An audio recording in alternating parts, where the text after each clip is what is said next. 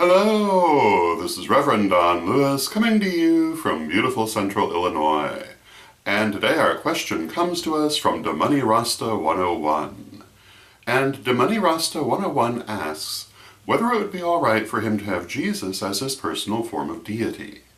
And De Money Rasta 101 goes on to say that he knows Jesus is monotheistic, but isn't it really what works for the person that matters when it comes to personal deities?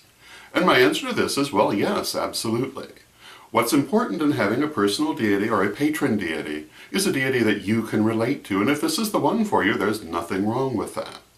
Now, if you were a Christian involving pagan elements, that would be a problem for them, but for a pagan to involve Christian elements really isn't inherently a problem.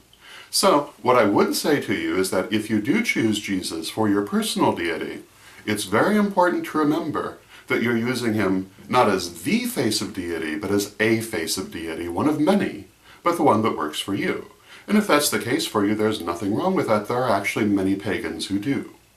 Now, having said that, there is another very important point here that De Money Rasta 101 touches upon without actually asking, and that's the issue of monotheism versus polytheism.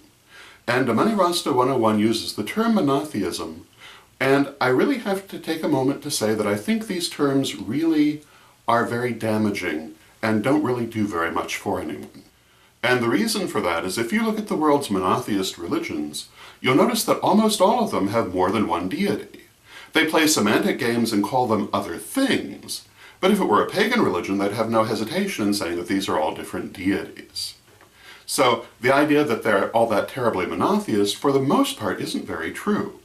And if you look at the world's polytheist religions, almost all of them agree that there is a single power underlying all things. Though they may not necessarily call it God, they may call it energy or spirit or essence or many other things, but the idea is the same.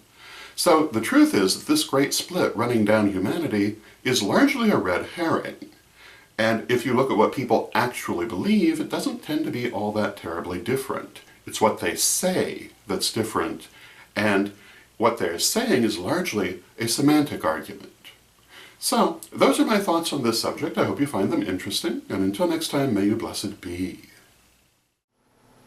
Hello, this is Reverend Don Lewis coming to you from beautiful Chicago. And did you know that I have been a professional psychic for more than 30 years?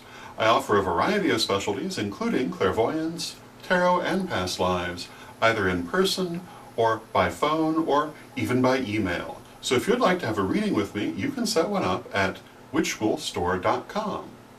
I hope to hear from you, and until next time, may you blessed be.